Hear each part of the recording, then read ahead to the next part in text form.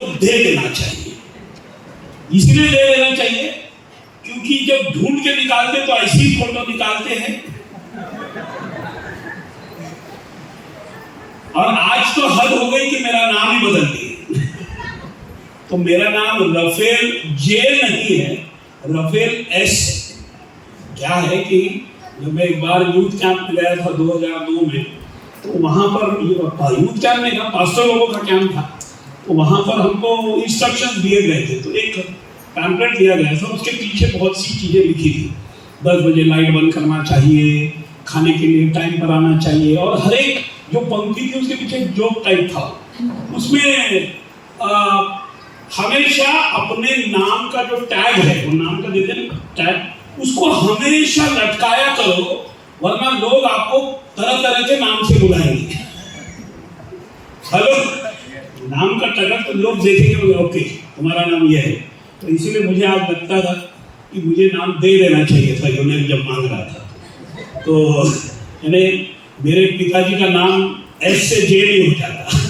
खैर वो अभी नहीं है ऑब्जेक्ट करने के लिए, इसमें कोई बात नहीं। प्रभु का हम धन्यवाद करते हैं। ये एक क्या बोलते हैं, खुशी की बात है कि ये महीने में मैं तीसरे एनिवर्सरी में बोल रहा हूँ।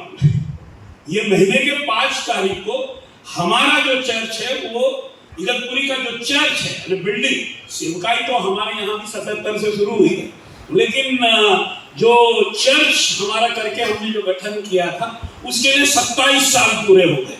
97 में हमने चर्च करके गठन किया था। हमारी जो बिल्डिंग है, हमारी ये बिल्डिंग तीसरी है, और उसका 3 साल पूरा हो रहा है। तो वो 5 तारीख को हुआ। उसके एक हफ्ते के बाद हमारे नासिक का चर्च जो है, उसका इनॉग्रेशन था, उसका एनिवर्सरी था, तो उसमें भी बोला। और अभी यहाँ पर 5वें एनिवर्सरी में मैं बोलने आया हूँ। लगता है ये महीना पूरा एनिवर्सरी का है। तो अभी ये सोच रहा हूँ कि पुराना चिपका दूं या नया बोलूं। Hallelujah, hallelujah. तो आसान होता है ना पास्टर लोगों के लिए, सुबह का शाम को चिपका देना, शाम का बाद में चिपका देना। हमारे पास्टर स्टैनली जो है, उनके पास 5 डायरी है। कभी आपने देखा नहीं होगा, लेकिन उनके जब वो आते हैं तो किताब उनकी बैग हमेशा भारी रहती है, और वो हमेशा दूसरे से पकड़वाते हैं बैग। मैं बोलता हूँ क्यों पास्टर दूसरों से पकड़वाते? बोले इतनी भारी रहती है, सारे डायरी उसमें रहते हैं। उनकी याददाश्त भी बहुत अच्छी है, इसलिए उनको बराबर मालूम रहता कि पिछली बार गणत में मैंने क्या प्रचार किया। इतना भारी ध्यान मेरा नहीं है, इसलिए मुझे उनको याद रहता। फिर भी वो पूरे 5 डायरी लेकर घूमते हैं ताकि उनको बराबर मालूम हो। अगर आज प्रचार करेंगे तो बता देंगे गणत में मैंने प्रचार किया था। तो आज मेरी बात हुई सुबह उनसे, तो मेरे को बता रहे थे कि पिछले साल यहाँ पर एनिवर्सरी में मैं बोला था। तो मैंने उनको धीरे से बोला, आपको याद है आपने क्या बोला था? तो बोले बराबर याद है। तो इसलिए मैंने बोला ठीक है, आप बता दो, ताकि फिर मैं उसी पर प्रचार न करूं। हालेलुया। खैर, यहाँ पर हम आए हैं, एक खुशी का मौका है, एनिवर्सरी चर्च, उसमें हम आते हैं। मैं क्या होता है ना कि जब हम नए होते हैं, मैं हमेशा बोलता हूँ कि नया मुल्ला ज़्यादा अल्लाह अल्लाह करता है।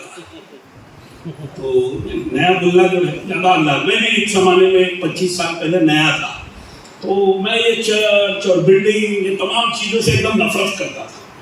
बोलता था बिल्डिंग सब बेकार है, कुछ काम की नहीं है। और मैं प्रचार भी किया हूँ। मेरे एलसीयू के जो स्टूडेंट 15 साल पहले के होंगे, मैंने उसमें से कुछ लोग हैं यहाँ पर 15 साल पुराने पहले के, मेरे 15 साल 10 साल पहले के स्टूडेंट।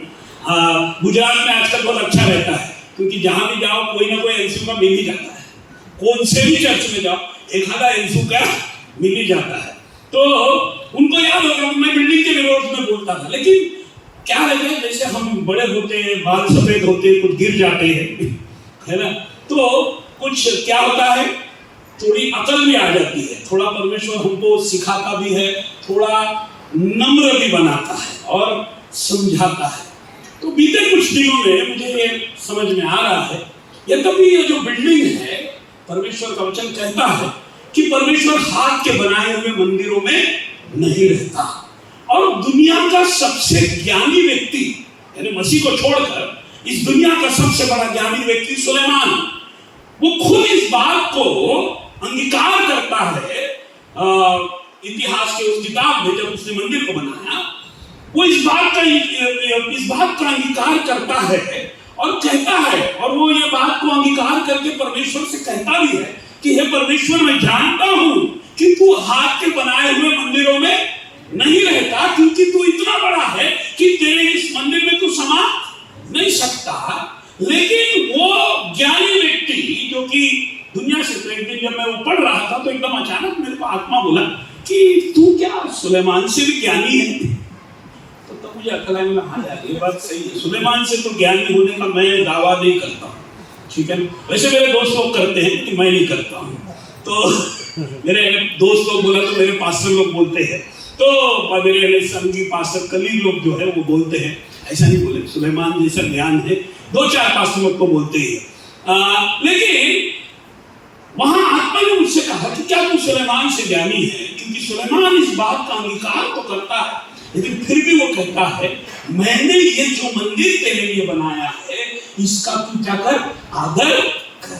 Hallelujah, hallelujah. तब मैं परमेश्वर के इस भवन के विषय में मेरी जो सोच है उसको मैंने बदला, ठीक है ना, मेरे विचार को मैंने उस समय में बदला। यानी करीबन अभी मुझे लगता है 3 साल ही हो रहे इस बात को, और मुझे ये तब परमेश्वर ने मेरी आंखों को खोला और फिर कुछ बातें भवन के विषय में परमेश्वर ने बनाया और बताया। और इसलिए इस बात को हमको याद रखना, कुछ चीजें हमारे जीवन में है ना वो बदलती नहीं है, ठीक है। कभी भी जब भवन में हम आ रहे हैं और चर्च के विषय में एक वचन को उसको 1 से लेकर 8 तक पढ़ देंगे, उस पर प्रचार नहीं कर रहे, लेकिन मैं बता रहा हूं कि कुछ चीजें जो है वो स्थायी है, वो कभी भी बदलती नहीं है, ठीक है ना। यद्यपि आज 77 से ये चर्च शुरू हुआ, चौथा क्या 5वां बिल्डिंग है, चौथा 5वां बिल्डिंग बना है, ठीक है ना, चौथा बिल्डिंग बना हुआ है। इस चौथे बिल्डिंग में आप लोग यहाँ पर बैठे हैं, इस चौथे बिल्डिंग में भले ही आप बैठे हुए हैं, लेकिन यहाँ पर वो सारे लोग हैं जिन्होंने कुछ लोग हैं जिन्होंने पहली बिल्डिंग को देखा होगा, कुछ लोग हैं जिन्होंने दूसरी बिल्डिंग को देखा होगा, कुछ लोग हैं जिन्होंने तीसरी को देखा होगा, कुछ लोग हैं जिन्होंने केवल यही बिल्डिंग को देखा होगा। हालेलुया। लेकिन बिल्डिंगें बदल गई, कलीसिया वही है। हालेलुया। कलीसिया के लोग वही है, लेकिन इस कलीसिया में भी उस 4 पीढ़ी के लोग हैं जिन्होंने इस 4 चर्च को देखा। हालेलुया। इसलिए एक जगह में यीशु मसीह कहता है कि एक अच्छा स्क्राइब वो है जो अपने पिटारे में से क्या है, नए और पुरानी अच्छी बातों को लेकर चलता है। हालेलुया। तो जब कोई चर्च 20 साल 30 साल का हो जाता है, जैसे मेरे चर्च में भी अभी यही हाल है, हमारा 27 साल हो गया, और मैं उस पहले चर्च से लेकर अभी तक मैं उस चर्च का पास्टर हूँ। पहले मैं असिस्टेंट था, फिर बाद में मैं पास्टर बना, लेकिन पास्टर, फुल टाइम पास्टर उस चर्च का मैं 25 साल से। तो 25 साल से वो चर्च को बनाने के बाद आज मेरी भी कलीसिया का वो हाल है कि कुछ लोग पुराने हैं और कुछ लोग नए हैं। हालेलुया। और एक पुराने पास्टर को ही अगर आप पूछेंगे तो उसको समझ में आता है कि एक ऐसी कलीसिया जिसमें कि पुराने और नए लोग हैं, इसको चलाना भी मुश्किल हो जाता है, क्योंकि पुराने लोग जो है उनके ख्यालात पुराने रहते हैं, नए लोग होते हैं उनके ख्यालात नए होते हैं, और इससे क्या होता है, टकराव होता है। मैं बहुत अभी रिसेंटली मैं एक पास्टर्स कॉन्फ्रेंस कंपैशन का एक हमारा ये था, उसमें मैं गया था, तो वहां पर एक मेथोडिस्ट चर्च के कुछ जवान लोग मेरे को मिले। तो मैंने उनको पूछा, तो वो मेरे को बता रहे थे कि हमारे चर्च में पूना में हमने क्या किया है। बोले जवान लोग आजकल क्या है, सारे जवान लोग मेनलाइन चर्च छोड़ के पेंटेकॉस्टल चर्च और बाकी चर्चेज में चले जा रहे हैं। तो हम जवानों ने फिर सोचा कि ये क्यों हो रहा है, तो हमने ये देखा कि जवानों को अलग टाइप की सेवा चाहिए, प्रचार अलग चाहिए, वो वाला प्रचार नहीं है ना जो 1954 के हम गाना गाते थे, सुवर्ण देवा पर ऐसे वाले गाने नहीं चाहिए।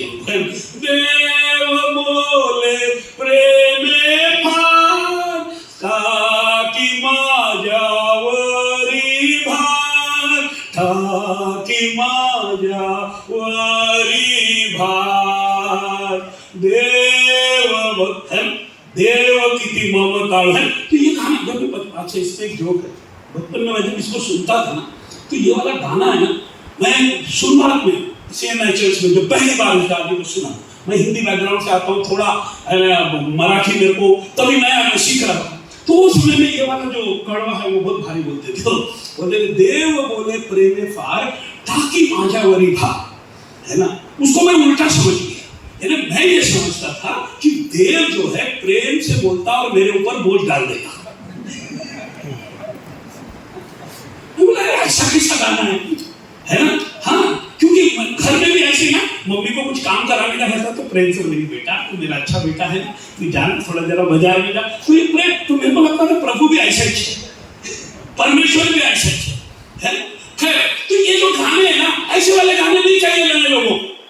तो उन्होंने बोला कि उन्होंने जाके अपने पादरी से फिर झगड़ा, और झगड़ने के बाद उन्होंने बोला तो फिर फाइनली सारे पादरियों ने मिलकर ये तय किया कि बोले ठीक है, हम पुरानी रीति को नहीं छोड़ेंगे, अगर आपको नई रीति चाहिए तो हम समय बदल देंगे, आपके जवान लोगों को अगर सेवा करना है तो आप एक काम कीजिए कि सुबह 7 बजे से लेकर 9 बजे तक आपके लिए ये चर्च दे दिया जाएगा, जवान लोग उधर सेवा करें, 9:30 के बाद जो है वो हमारा जो ओरिजिनल जो हमारी चलती है परंपरागत वो हम चलाएंगे।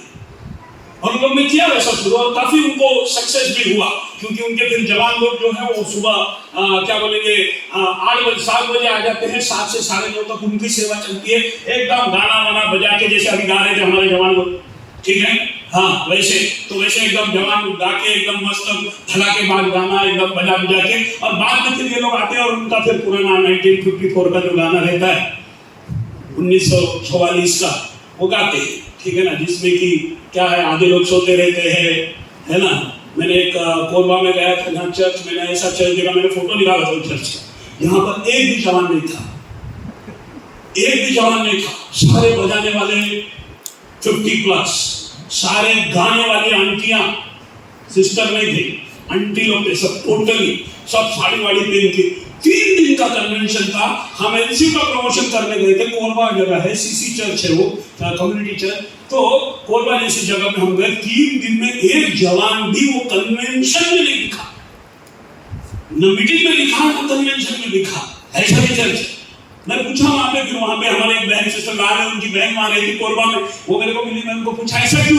बोले अरे पास्टर साहब ये लोग बदलते इसलिए, अभी भी वो कमेटी का झगड़ा, ये तमाम चीजें जो होती ही रहती है। बहरहाल, तो इसलिए जब हम एक पुराने चर्च चलाते हैं तो कुछ चीजें पुरानी हैं, कुछ चीजें नई हैं, लेकिन याद रखना यद्यपि बहुत सी चीजें नई होती है तो भी पुरानी कुछ चीजें वैसे ही बनी रहती है। उनमें से कुछ चीजें हिब्रू उसका 13 अध्याय 1 से लेकर 8 में दिया। ये 8 बातें जो है ना, उसके अंत में जो बात बोली है वो सही है, पढ़ेंगे जल्दी, हाँ 1 से लेकर 8, हिब्रू उसका 13 अध्याय 1 से 8, कोई भी हिंदी में पढ़ देंगे।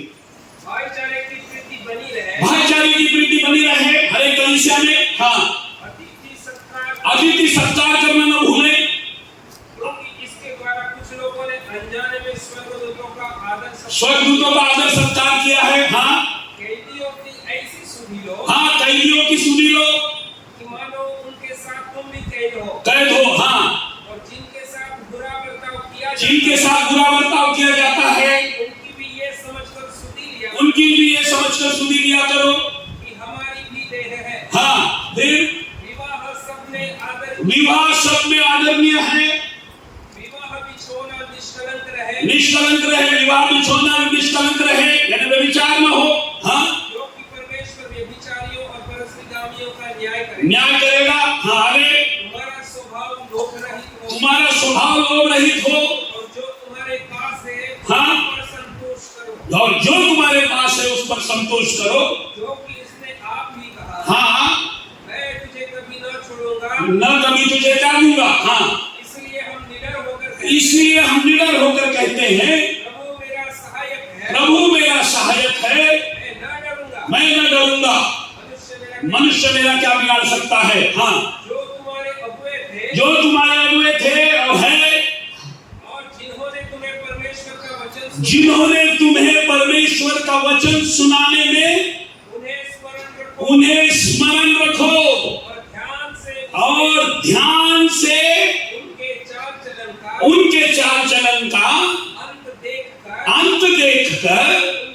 विश्वास का अनुकरण करो। उनके विश्वास का अनुकरण करो।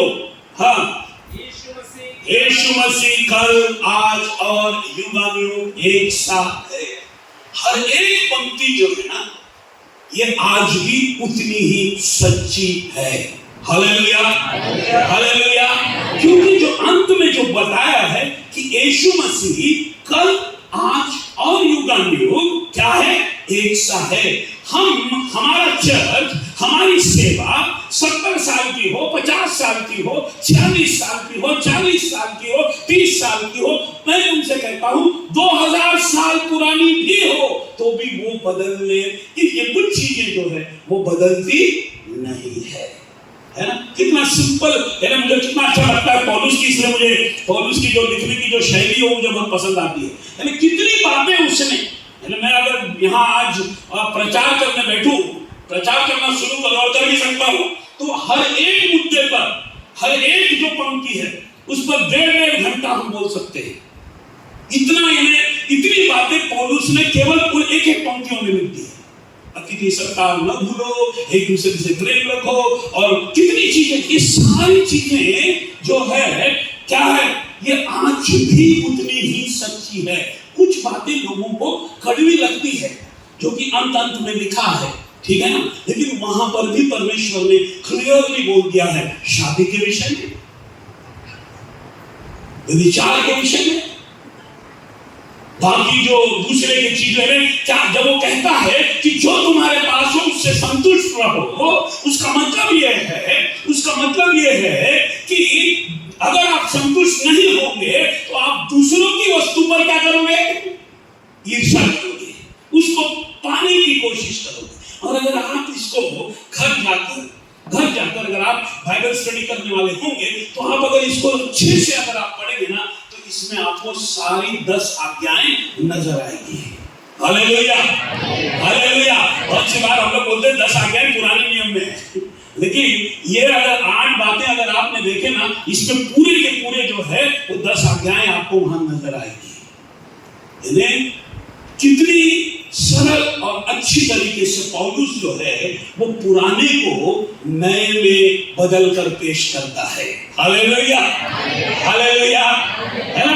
लगने को तो वो नहीं है, लेकिन एक्चुअली उसकी जो प्रिंसिपल है, उसकी जो सिद्धांत है, उसका जो बुनियाद है, वो वही है। कौन? वो जो मोरिया पहाड़ पर, वो मोरिया पर जो क्या सीना पहाड़ पर जो 10 आज्ञाएं जब परमेश्वर ने मूसा को दी, वो बातें आज भी उतनी ही सही है। Hallelujah, hallelujah. तब हम आ जाएंगे भवन के पास, तो इसलिए हम आज थोड़ा सा ध्यान, क्योंकि मेरे पास तो अगर मैं गिनूं तो मेरे पास अभी 25 पॉइंट है। हेलो, हाँ जी, मुझे लगता है अंदर कर रहे, इसलिए टाइम का कोई पाबंदी नहीं है, ऐसा कुछ है क्या? ऐसा नहीं है, 10 बजे बंद करना पड़ेगा, 10 तो बज गए। तो एक काम करेंगे, अपन प्रार्थना करेंगे, खत्म करेंगे। हेलो, ठीक है। अब क्या है, मैं भी क्या करूँ, आप लोगों ने मेरे को 9:30 बजे यहाँ पे हाथ में एक माइक दे दिया है, तो हम आएंगे उस पंक्ति, उस जगह पर जहां पर जो मैं कह रहा था, इतिहास उसका 6वां अध्याय और उसका क्या 12 वचन से पढ़ेंगे जल्दी। पहला इतिहास, दूसरा इतिहास, पहला इतिहास।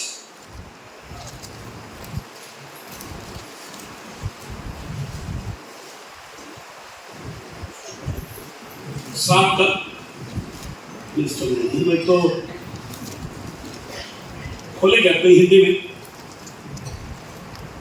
हाँ नहीं, सॉरी, दूसरा इतिहास है, तो थोड़ा गलत बोल गया। दूसरा इतिहास 7 का 1। जब सुलेमान यह प्रार्थना कर चुका, नहीं ठीक है, प्रार्थना कर चुका है। 6 से 1 पढ़िए, 6 से पढ़िए। हाँ, तब सुलेमान कहने लगा, हाँ, यहोवा ने कहा था, हाँ, और मैं घोर अंधकार में वास किए रहूंगा। हाँ, 12 से पढ़ो, 12 से। तब वह इस्राएल की सारी सभा के देखते, हाँ, यहोवा की वेदी के सामने खड़ा हुआ। तो अब यहाँ पर हम कुछ ध्यान करेंगे कि परमेश्वर का भवन क्या होना चाहिए। हालेलुया। परमेश्वर के भवन में कल हम देखेंगे कि परमेश्वर के भवन में जो लोग आते हैं उनको क्या करना चाहिए, लेकिन परमेश्वर का भवन क्या है, ये क्यों है, क्यों हम इतने खर्चा कर इतना बड़ा बिल्डिंग बनाते हैं, ठीक है ना, बनाना चाहिए।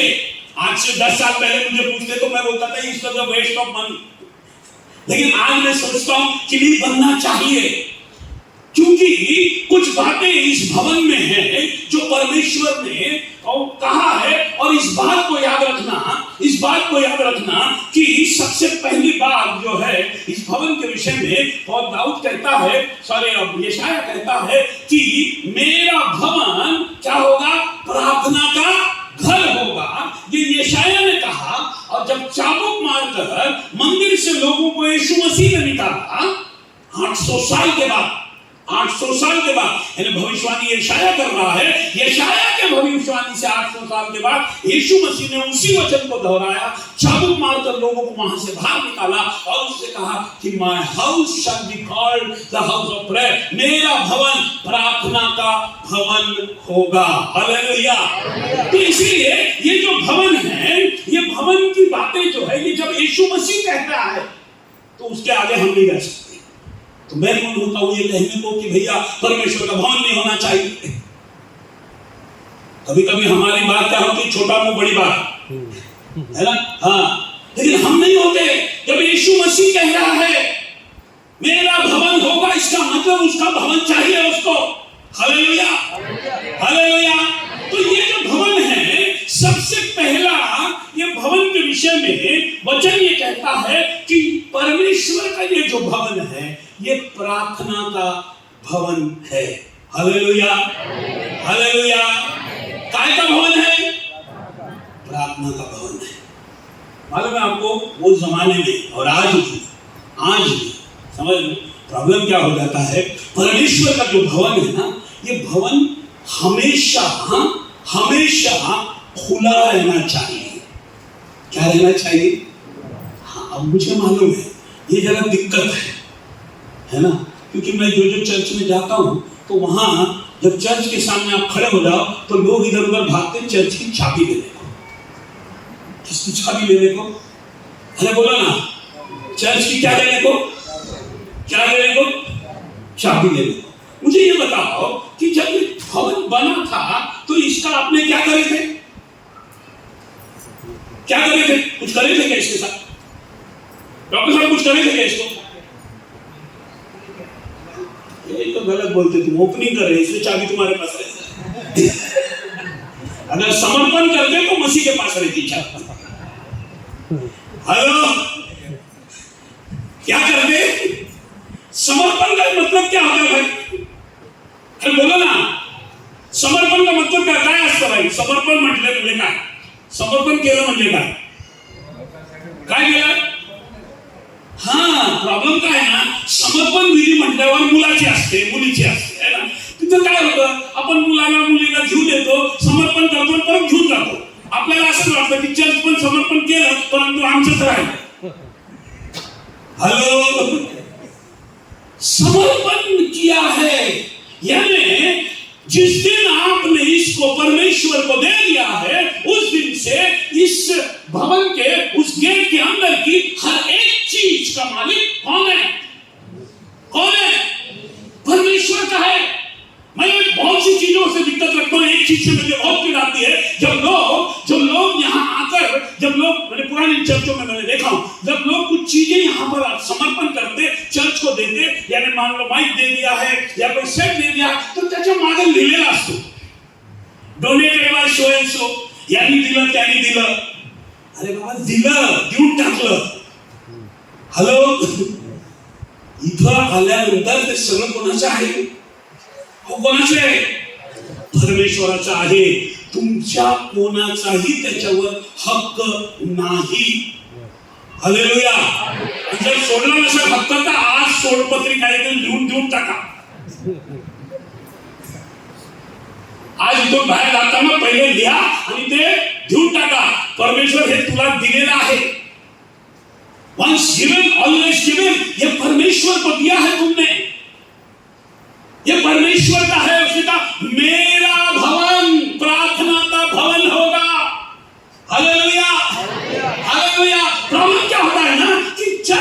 जाता है, बिल्डिंग बन जाती है, मालूम है बहुत से लोग उसके लिए मेहनत करते हैं, बहुत से लोग उसको देते हैं और बहुत से लोग परमेश्वर के भवन के लिए देते हैं। लेकिन मैं आपको बताऊं एक बात कि जब आप परमेश्वर के भवन के लिए देते हैं तो परमेश्वर ने आपके उस देनगी के 10 गुना, 20 गुना, 60 गुना, 100 गुना तुमको वापस दे दिया है, क्योंकि परमेश्वर किसी का कभी कर्जदार होता नहीं है।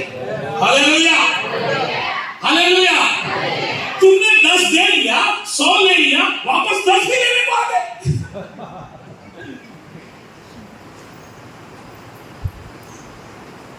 परमेश्वर ने तुम्हारा शुभ समय लौटा दिया भाई, तुम असल लेने को कहां पहुंच गए? मी बनवलंय बाळक साहेब, हे ना हे मी दिले, हे ना बाळक साहेब मी दिले, है ना। मी चर्च मध्ये गेलो तर तिथं 2-3 जण होते, तर ते मला चर्च दाखवत होते, है ना। ते म्हणत होते हे मी दिले, हे मी दिले, ते सगळे मला दाखवत होते हे मी दिलं आणि मी त्याला बघत होतो। मी हे नाही बघत होतो की कोणी दिलंय, मी त्याला बघत होतो की किती मोठा माणूस आहे की हा परमेश्वराला देतो। अरे बाबा, घेणाऱ्यापासून देणारा मोठा ना आपल्याकडे, है ना।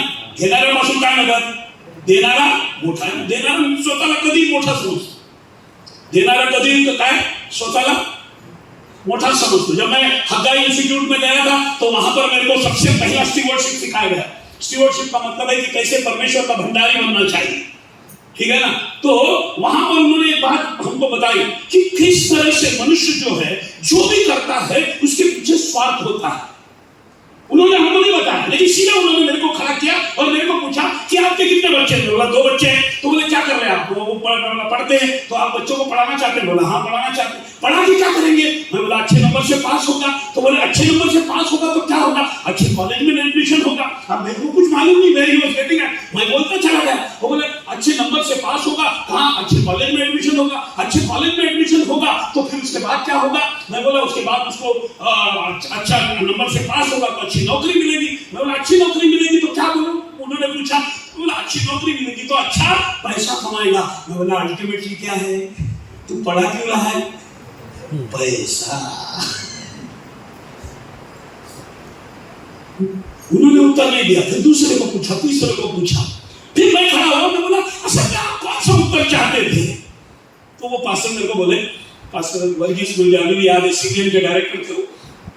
तो वो मेरे को बोल रहे हैं मेरे को यहाँ एक से भी मुझे ये चाहिए था, वो वाला शब्द कि मैं मेरे बच्चों को इसलिए पढ़ाना चाहता हूँ कि उसके अच्छे पढ़ने से वो अच्छा कोई क्या इंजीनियर डॉक्टर बन जाएगा तो परमेश्वर के नाम की महिमा होगी। Hallelujah, hallelujah. परंतु प्रॉब्लम क्या है ना, हर चीज हम जो करते हैं उसके पीछे क्या होता है? एक स्वार्थ होता है, स्वार्थ होता है। देने में भी स्वार्थ होता है। दशांश नहीं देंगे तो क्या होगा? हमको लगता है बाकी का 90 जो है वो क्या हो जाएगा? लूट जाएगा। पहले तो वचन कहता है, इसलिए काय द्यायचं नसतं तरी काय करतात? मन असं एकदम वचन करून काय करतात? देतात। हाँ, हमारे यहाँ एक दिन, हाँ जब हमारे इस्लाम में तरीका तब हमारे यहाँ एक डिबेट चला तो फाइनली ये तय हुआ कि भैया थैली लेकर जाना चाहिए दान के लिए या फिर सामने रखना चाहिए और लोगों ने डालना चाहिए। इस पर डिबेट हुआ। अल्टीमेटली ये पता चला कि नहीं हम लोग सामने रखेंगे।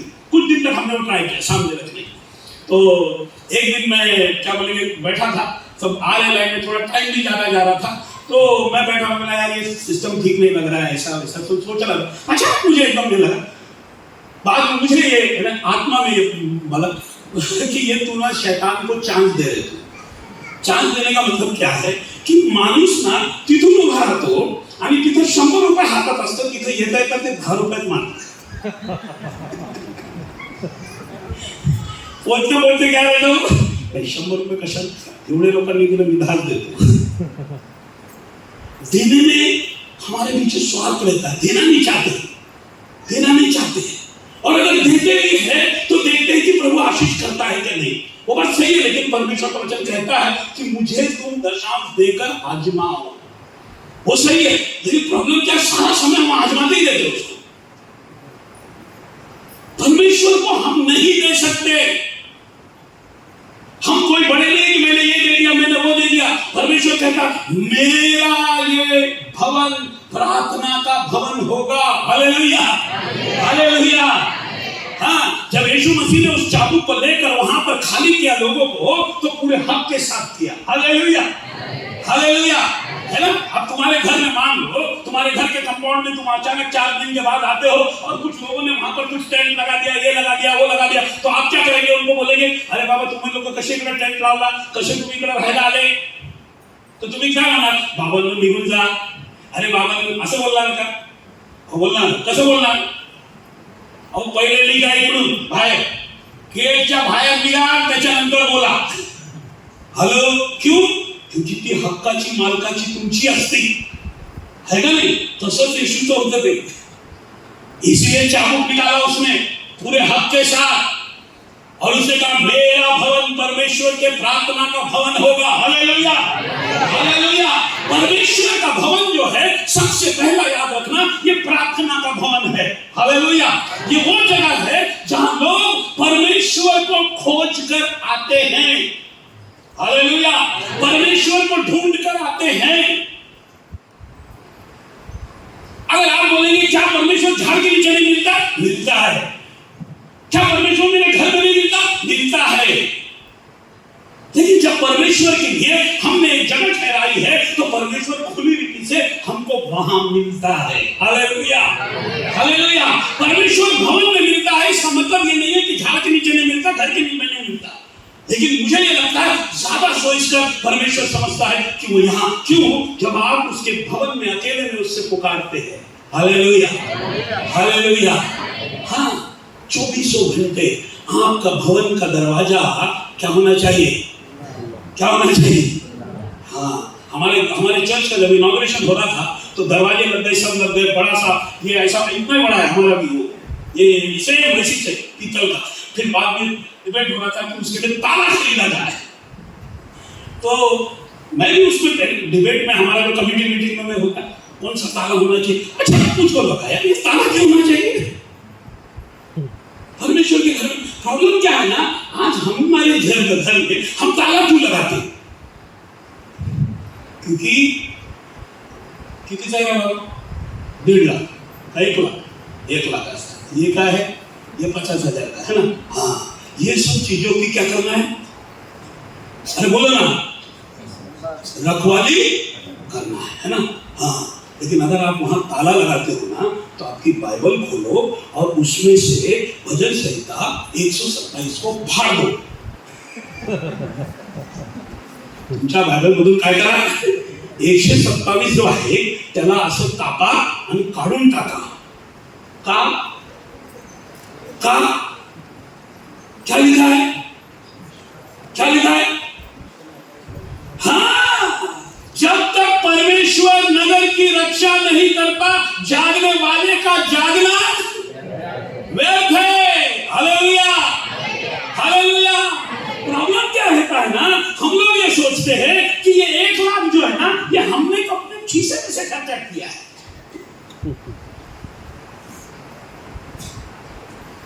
ये बात चर्च के विषय में हमको, हमारे विचार को बदलने की जरूरत है। विचार को बदलने की जरूरत है। ले जाता है, ले जाए। तुमने सही पैसे से लाया रहेगा तो नहीं ले जा पाएगा। हेलो, हाँ, तुमने लेकिन अभिमान के लिए लाया रहेगा या कंपटीशन में लाया रहेगा। सोनगढ़ में ये एरिया में बहुत कंपटीशन चलता है। मैं 25 साल से यहाँ आया हूँ, ठीक है ना। एक पहला, सबसे पहला कंपटीशन था ये ड्रम लाने का। ये चर्च में लाया, अगला चर्च भी लाएगा, दूसरा चर्च भी लाएगा। बजाने को किसी को नहीं आता। ऐसा बजाते जैसे कि धैयम ततड़म मोहर्रम में बजाते ना, मोहर्रम में बजाते ना, वो मालूम है ना। हाय हुसैन हम न हुए, हसन हुसैन हम न हुए, धैयम ततड़म बजता है, वो ताशा बोलते उसको। वैसे बजाते थे लोग, आता चांगला वाजत होता, परंतु त्या वेळेला कुठेही धडाधड फक्त वाजायचं। कंपटीशन चला, वो खत्म हो गया, फिर ये लेने का कंपटीशन चला, है ना। फिर ये ले रहा, वो चल भी ले रहा, वो चल भी ले रहा। माझ्याकडे 50,000 था, तुझ्याकडे 75,000 मी एसपीडी को दे, फिर आ गया वो ड्रम लेने का, वो क्या बोलेंगे, क्या बोलते उसको, अब तक पैड लेने का, उसका कंपटीशन चला। फिर उसके बाद क्या है, एक से काम नहीं चलता, अभी 2 चाहिए, एकावर एक पाहिजे, है ना। उसका कंपटीशन चालू हो गया। फिर उसके बाद स्पीकर चाहिए, एक नहीं 5 चाहिए, एक कान फटले तो भी चलेगा। परंतु त्या चर्च मी घेतलं 1-3 लाखाचा, मी 5 लाखाचा घेणार। हा, वाजवता येतं नाही येतं ते एवढं पाहिजे का नाही पाहिजे का, कोणी काय विचारत नहीं, काय नहीं। मी चाललं गेले इसरो तुम्ही काय अगर ये जब एको नहीं होता है ना, कुछ चर्चेस में मैं देखा हूँ, ओ बाबा 40 बाय 20 का चर्च है और उसमें ऐसे बड़े बड़े स्पीकर लगे, मैं चर्च के भारी खड़ा रहता। एवढं सगळं संपल्यावर सांगा मला कान नाही फाटून द्यायचे। कसे वेळे सारखे लावतात, इकडं 2 ते मागं 2 तिकडं, म्हणजे चारी बाजूने मारा, कॉम्पिटिशन। और फिर उसको बचाने के चक्कर में एखादे बहन को, एखादे भाई को ऐसा मन में लगा कि आज मैं परमेश्वर से बात करना चाहती हूँ, मैं परमेश्वर से मिलना चाहती हूँ। वो अपने मन के हृदय को, वो बोझिल हृदय को जैसे हन्ना लेकर उस चर्च में पहुंच गई थी, है ना। उस दिन अगर वो दरवाजा बंद होता तो क्या होता। ऐसी कितनी माताएं हैं, ऐसे कितने लोग हैं जो अपने बोझ को लेकर अपने भवन में अपने परमेश्वर को खोज कर आते हैं और वहां आकर वो बहुत बड़ा ताला देखते हैं और फिर उसके पीछे लगा रहता, इसकी चाबी कोणा कड़ा असेल, अरे त्याच्याकडे आहे, अरे त्याच्याकडे आहे, अरे त्याच्याकडे आहे, त्याच्याकडे मागायला गेलं तर कशाला पाहिजे, काय करणार आहे, घरी प्रार्थना करू नहीं शकत का, तिकडे करू नहीं शकत का। ये सारे प्रश्नों का उसको जवाब देना पड़ता है। मालूम है आपको, ये सारे प्रश्न जो उस व्यक्ति को तुमने उसको अड़ाने में पूछे ना, ये सारे प्रश्न परमेश्वर उस गेट पर तुमको पूछेगा जब वो तुमको अंदर लेगा और बोलेगा तुला मी आतमध्ये कशाला घेऊ, तू माझ्या भावनामध्ये माझ्या बहिणीला, माझ्या आईला तू येऊ दिलं नाही, विचारलं, आज मी तुला विचारतो कोणाच्या हक्काने तू तिला अडवलं होतं। सोचने वाली बात है, छोटी छोटी बात है, आपको लगता होगा ये बहुत बड़ी है, बड़ी नहीं है, ये छोटी बात है लेकिन बहुत बड़ी है। इसलिए क्योंकि ये भवन परमेश्वर का है। हालेलुया। जिस दिन हम परमेश्वर के भवन को परमेश्वर के हाथ में दे देंगे ना, उस दिन परमेश्वर अपने उस भवन को बनाएगा। हालेलुया। परमेश्वर कहता है मैं अपनी कलीसिया बनाऊंगा। प्रॉब्लम क्या है, हम बनाने के चक्कर में लगे हुए हैं। परमेश्वर उसने बोला मैं अपनी कलीसिया बनाऊंगा, I will build my church, मैं बनाऊंगा अपनी कलीसिया। आम्हाला वाटतं मी गेलो, मी आणलं याला, मी आणलं त्याला, मी प्रचार केला तिकडं, मी याला सांगितलं वचन, मी त्याला सुसंगता सांगितली, मैंने इसको बोला, इसलिए लोग आए मेरे पास विचार, नहीं तूने नहीं आणला, मैं अपनी कलीसिया बनाऊंगा। Hallelujah, hallelujah. मेरा घर प्रार्थना का घर होगा।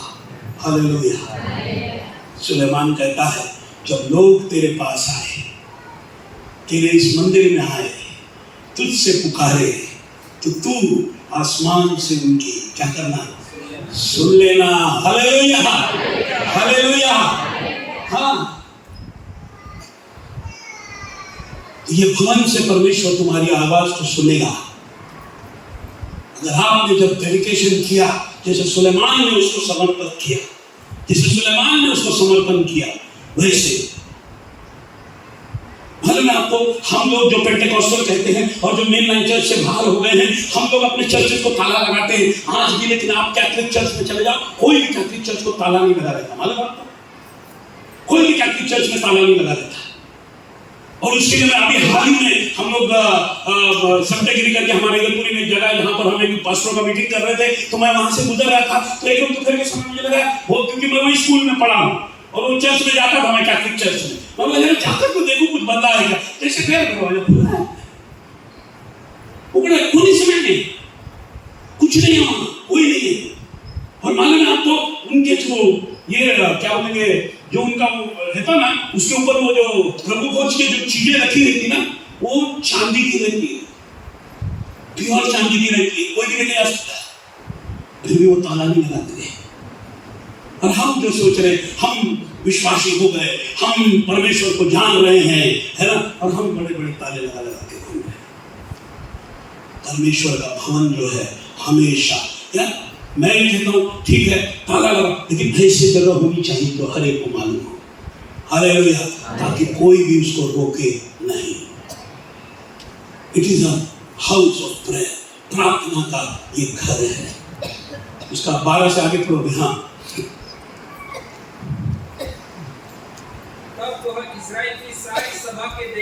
हाँ यहोवा की वेदी के सामने खड़ा हुआ हाँ और अपने हाथ फैलाए। हाँ सुलेमान ने 5 हाथ लंबी हाँ और 5 हाथ चौड़ी हाँ और 3 हाथ ऊंची हाँ पीतल की एक चौकी बनाकर हाँ। आंगन के बीच रखवाई थी। अच्छा ठीक है, एक काम करो 20 में आ जाओ, 20 में आ जाओ, 20। वो यह है तेरी आंखें इस भवन की ओर, तेरी आंखें इस भवन की ओर, अर्थात इसी स्थान की ओर, इसी स्थान की ओर, इसके विषय में तूने कहा जिसके विषय में तूने कहा है कि मैं उसमें अपना नाम रखूंगा। मैं उसमें अपना नाम रखूंगा। रात दिन खुली रहे। रात दिन क्या रहे? अरे नहीं बाबा, रात को बंद कर देंगे पास्टर साहब, इतने महंगी महंगी चीजें यहाँ पर है,